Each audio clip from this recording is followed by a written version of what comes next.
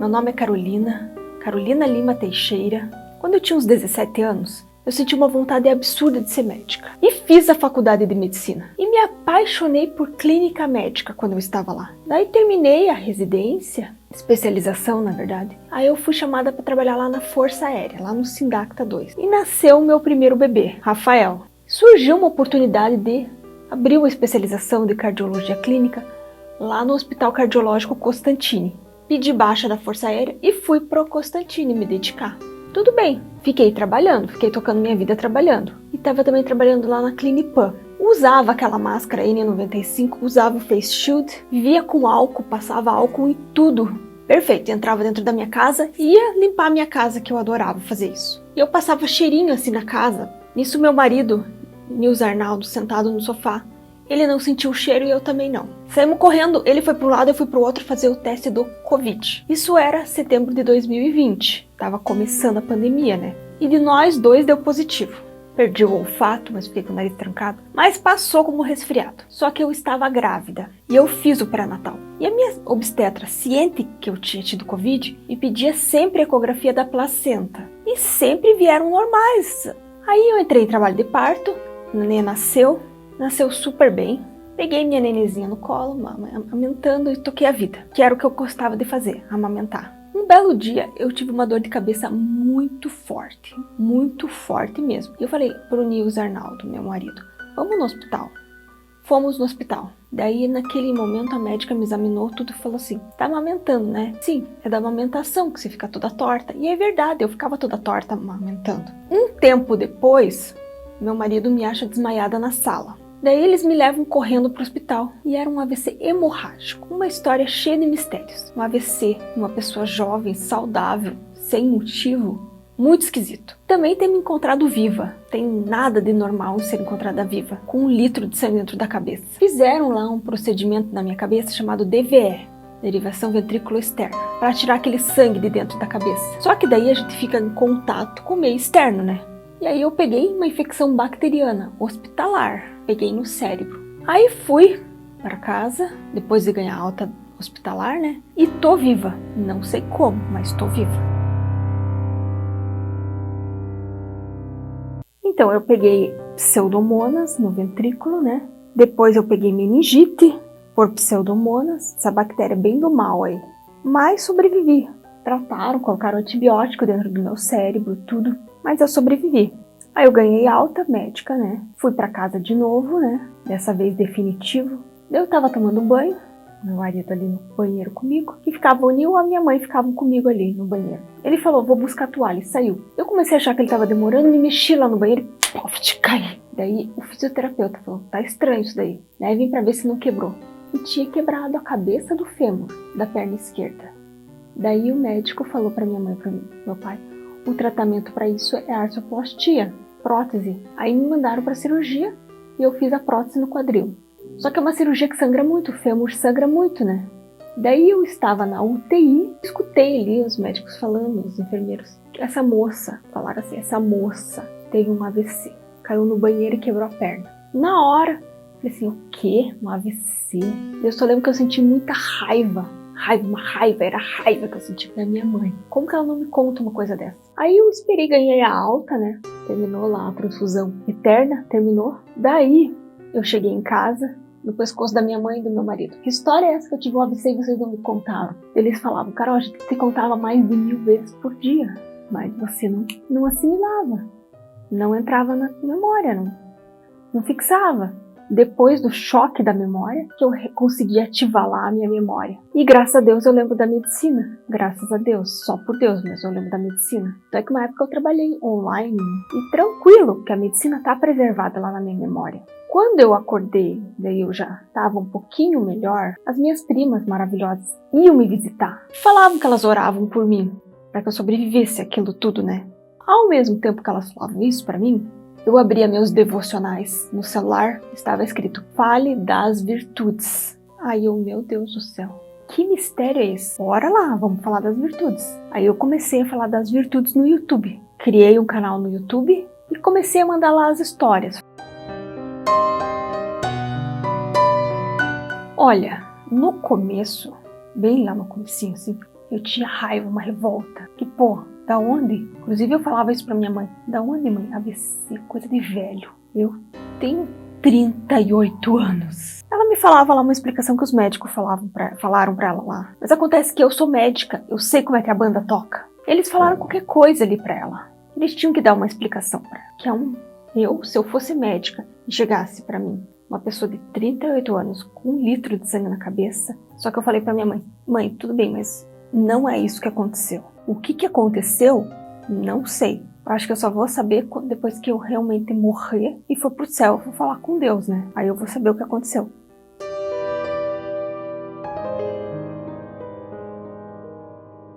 O grande pilar que a gente tem na vida é a família. Eu tô nessa luta toda pela minha família.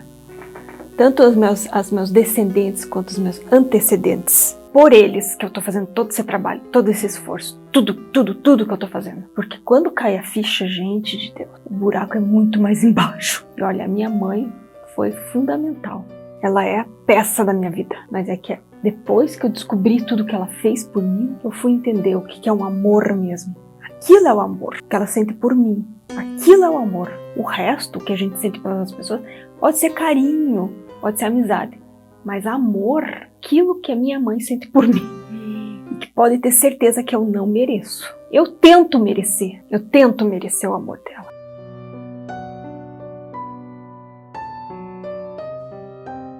Bom, a minha história espiritual, religiosa, que seja, eu cresci num colégio católico, mas eu passei a minha adolescência na igreja batista, com as minhas primas, que são outro pilar fundamental da minha vida. E eu sempre fui muito espiritualizada. Essa foi a minha carreira como médica. Sempre eu coloquei Deus na frente. Eu sempre falei pra Deus, Deus, aqui na Terra, eu sou só um instrumento pra você. Me use pra que eu faça o bem pela próxima pessoa. Essa foi a carreira da Carol como médica. Sei lá, acho que eu fiquei viva pra falar isso pras pessoas. Botem Deus em primeiro lugar. A gente tá aqui na Terra pra fazer o trabalho pra Deus.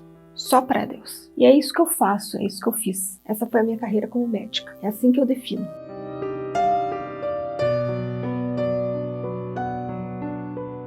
Eu faço fisioterapia, faço fono e faço TO, faço pilates e faço o método Supera.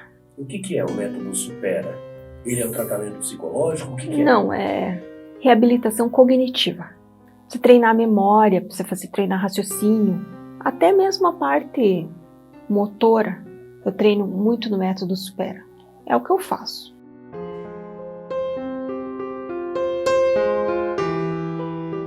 Não mais. Uma época eu trabalhei como médica no Dr. Clinipan, online, né, de longe. Eu fui tentar voltar. Mandei uma mensagem lá pro pessoal do Constantin. Eles me chamaram para conversar. Eles me perguntaram, mas Carol, você acha que se você ficar sozinha no PS, você toca o PS? Não toco. É uma questão física. E eu tenho que ter responsabilidade. Não posso. Porque eu não posso botar a vida de outra pessoa em risco. Então, não. Não estou medicando por causa disso. Não estou na medicina por causa disso.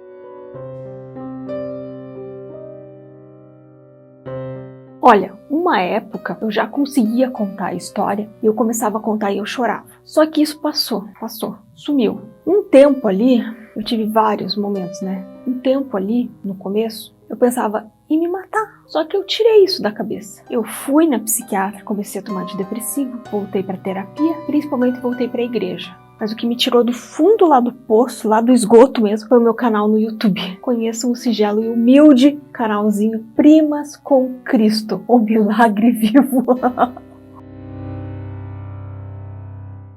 Eu penso, geralmente é a parte profissional, trabalhar com outra coisa, talvez. E como médico, eu tenho muita preocupação de estar botando a vida de outra pessoa em risco, por causa da minha condição. É o fundamental, apesar de que é muito difícil para mim, porque eu gostava muito de ser médica. Eu tinha um dom, uma coisa estranha assim. Então eu me sinto meio amputada, como se uma coisa muito importante na minha vida não dá para continuar. Mas então tá, não tem problema. Mas então eu quero achar outro caminho, fazer outra coisa. Só isso, eu só quero ser feliz do jeito que eu já fui.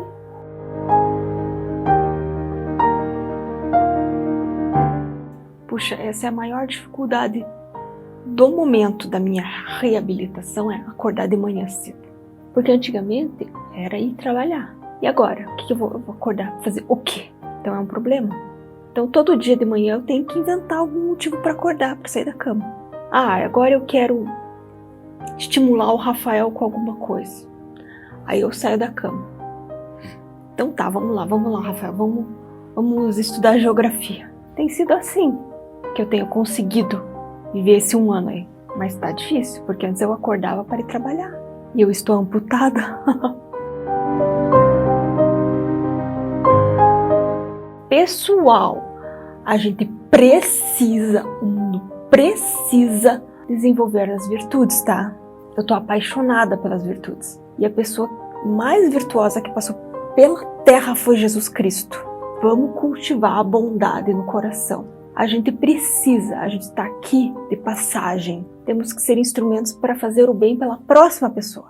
Esse é o objetivo do meu canal, esse é o objetivo da minha vida. É por isso que eu estou viva, para falar isso para todo mundo. Meu nome é Carolina Lima Teixeira, tenho 40 anos, sou mãe, tenho 2 filhos e essa é a minha história.